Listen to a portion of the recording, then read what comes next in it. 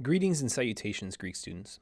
In one of our meetings, when we talked about how to translate John chapter 3, there were some questions and confusion about how to translate the last section of John chapter 3, verses 31 through 36. And so in this brief lecture, what I want to do is just kind of go over the text, how to translate it, point out some details. I think one of the things that is probably confusing is the relative pronouns and demonstrative pronouns that show up in the text, and making sure we're aware of those cases to know what function those pronouns are serving in the sentence. So let's dig right into the text. I'm going to throw the text on the screen, read it in Greek, and walk through the different parts of how to translate it. So this is the first sentence, John 3:31 through 32. I'm going to read it through the variant here in verse 32, and then we will expand it. Okay.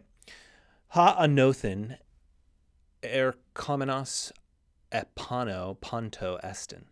Ha on ektes geis estin, kai ektes geis lale.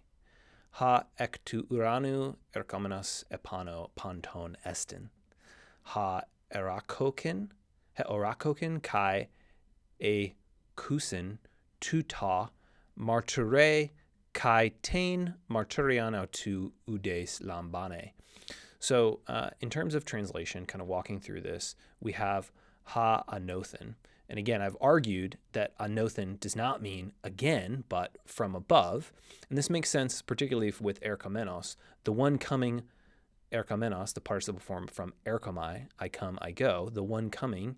And notice this is one of those so-called deponent verbs that is middle passive in form, but active in meaning. The one coming anothen, from above. Estin is apano, over ponton, all. Ha on, the one being, or the one who is, notably in the Septuagint translation of Exodus 3:14, when it says, what is the name of Yahweh? I am who I am. The I am, ego, a me, I am who I am. And then in other places, the philosopher Philo of Alexandria will talk about Yahweh as the one who is, the one who exists. And this sort of picks up on the Greek philosophical notion that contrasts things that change with things that are eternal. And so God is the one who is, who does not change. Lots of philosophical notions going in there. I don't know that John is picking all of those up, but he's sort of describing Jesus as the one, contrasting the one who is from the earth, is from the earth. Okay, so this tautology, the one who is from the earth, and he speaks. Now notice your verb for this sentence is at the very end of the clause. So John has wrapped this prepositional phrase, from the earth. So the one who is from the earth is from the earth, and he speaks, the leo, third person singular, present active indicative, ektes geis, from the earth.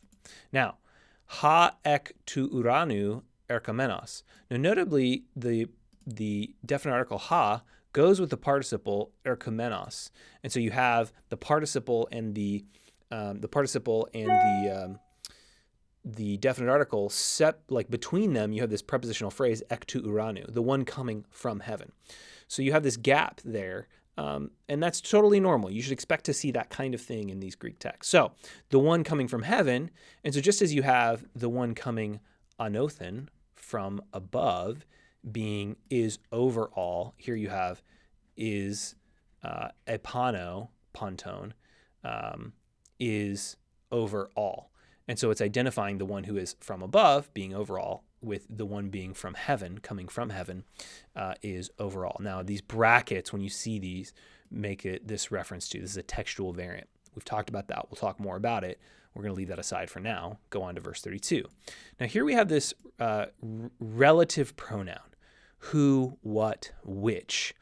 And these, we have to pay careful attention to these, because we might want to say who was seen and heard, but it's actually it's a neuter relative pronoun. So it's what he has seen, from horao, the verb. This is the perfect form of horao. I have seen. So the one who's from heaven is in the present state of having seen what he has seen and heard, aorist from akuo. This, that is what he has seen and heard. Again, the neuter here, he testifies, and the neuter demonstrative pronoun can be nominative, so it could be the subject of he testifies, or this testifies, or it could be in the neuter, it could also be the same as the accusative form. And I think grammatically that's what's going on here. So the idea is Jesus, that is the one who has come from heaven, has seen and heard. What he has seen and heard, he testifies this. That is, Jesus only says, he only testifies about what he has already seen and heard. Where? When he was above, when he was in heaven. And tein marturion, so kai tein marturion, autou oudes lambane. So he testifies, that is, Jesus is the subject of martyreo. We're implying that from the previous sentence, or really the one from heaven. So the one coming from heaven testifies what he has seen and heard. And subject of this verb is implied, the subject is oudes. No one, lambane, receives tein marturion autou, his testimony. So if we're going to put this together, we would say the one coming from above is over all. The one being from earth is from the earth, and he speaks from the earth.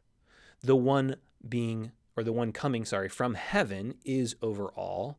What he has seen and heard, this, he testifies to this, and no one receives his testimony.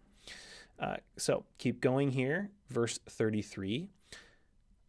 Ha lambanon autou tein marturion esphragisden, hati ha alethes estin, hangar apestelen ha theas taremata tu theu lale, ugar ek metru didosin tanuma. So this is an interesting couple of sentences. Ha lambano, the one receiving the testimony, so the direct object of this participle, lambano, and actually this is a second aorist participle, the one having received. So you can see it's from lambano, and there's been augmentation to lab, and so this is an aorist participle, the one having received, tein marturion, the testimony of him, esphragize, from sphragizo, I seal, is sealed because God is alethes, true. So the one having received. So again, the contrast, and really you can see that in verse 32 is a bit of a hyperbole. No one receives his testimony. Well, some do, because the one who does receive it is sealed because God is true. For whom God sent. Now, here we have another relative pronoun. This time, han is masculine accusative. So unlike ha that we saw back in verse 32 here, ha heoraken, which is the neuter, what he has seen, this han is masculine. Whom, that is, it refers to a person. And so this is a reference again to Jesus. Ha theos, whom God sent. So subject of the verb apostello, this is the aorist active indicative, third person singular. He sent. Ha theos is the subject. We know that because ha theos is in the nominative singular, so it's the subject of this verb. And what is the direct object? What does he send? He sends whom?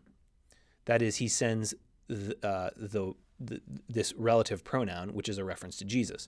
Whom God sent, he speaks, that is, the one whom God sent, speaks ta remata through theu, the words of God. Now notice remata, this is a different word for word. We've seen a lot of logos in the Gospel of John, particularly in chapter 1, but the remata are the spoken words of God, which he laleos, right? He speaks.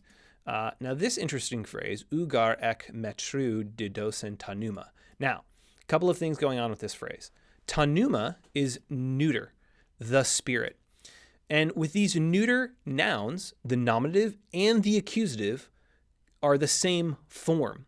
So you have to make a contextual judgment. So one way you could translate this clause would be, for the Spirit does not give from measure. Most translations instead opt for tanuma not as the subject of the verb didosen, but as the direct object. That is, for he does not give, or for he gives the Spirit without measure. And this idea seems to be that the Spirit is not the subject of the giving. The Spirit is not the giver, but the Spirit is the direct object. The Spirit is what is given. In that reading, verse 34 describes, again, the Father. So what we see is that God sent, whom God sent, speaks the words of God. Why does he speak the words of God? Because he, that is God, gives the Spirit ek metru, without measure. And so this goes back to something like what we see in John chapter 1, where the Spirit descends and lands on Jesus in the form of dove and remains, stays there. So this is kind of contrasting Jesus' reception of the Spirit with the reception of the Spirit in past prophets, that different prophets, priests, and kings could receive the Spirit in the Old Testament, but that those prophets, priests, and kings, it would be for sort of a specific measure of time or amount, and then the Spirit would depart on some way. And the idea here is the contrast with Jesus and these other famous prophets of the past is that the Spirit remains upon him immeasurably. It's not limited. There's no limit to the Spirit that's been put on him, which is why he can speak the words of God. So it's important to recognize the use of this masculine relative pronoun in verse 34, han, as well as how to think about tanuma, the Spirit, and whether as a neuter singular noun, it's referring to the subject of the verb or the direct object. If it's nominative or it's accusative, the form is the same, so that you have to make a contextual judgment there. On to verse 35. Ha pater agapa ton wian kai panta dodeken en te ker autu. The Father loves the Son and has given, perfect, active, indicative, third person singular, panta, all things in the hand of him. So the Father, and again, this would make sense of thinking of the Father as a subject of this verb didosin, because we have the Father as the subject in verse 35, we have God as the subject in verse 33, and God as the subject in verse 34, so that it's God who is the sort of agent operative. God is the one who, God is true in verse 33, God sent, whom God sent, this guy speaks the words of God, for God gives the Spirit without measure to this one, and the Father loves the Son and has given all things into his hands. Now we have a switch in verse 36 from talking about what the Father has done to talking about the one who believes in the Son. Ha pistuon, present active participle, and this is a substantive participle. We might translate this the believer, but the idea is that the person who believes or trusts eis ton wion, in the Son, eke, third person singular, present active indicative from echo, I have, third person he has. The one believing in the Son has zoein aion, eternal life. Ha de apethon to wio uk apsetai zoein, al he orge to theu mene ep auton. But the one being unpersuaded, this is from the verb patho, to persuade, to be entrusted. And this is kind of an interesting way to think about how pistuo is working in contrast, right? The contrast in John 3, 30, what verse are we in here? 3:36, between pistuo is between being entrusting and being unpersuaded, unconvinced. So there's clearly like a cognitive element to this entrusting, but it's one thing to hear words and be unconvinced by them. How do you know someone is unconvinced? Because they don't respond in a way that's like, oh, this is true. I'm going to live as though this is the case. So the one who is unpersuaded by the Son, uk opsetai, will not see life. But, so he doesn't see the life, the eternal life that the one who entrusts himself to the Son has. He not only doesn't see that, but ha orge to theu, the wrath of God, mene, remains upon him. And so we have this switch from all the things that the Father has done in sending the Son, in making the Son, revealing his will to the world through the Son, the one who is from above. Here, the one who is not persuaded by the Son will not see life, and the wrath of God remains upon him. So I hope that kind of summary of walking through some of the steps, particularly looking at those relative pronouns and thinking about the grammar, will help in your translation as you move forward in the Gospel of John.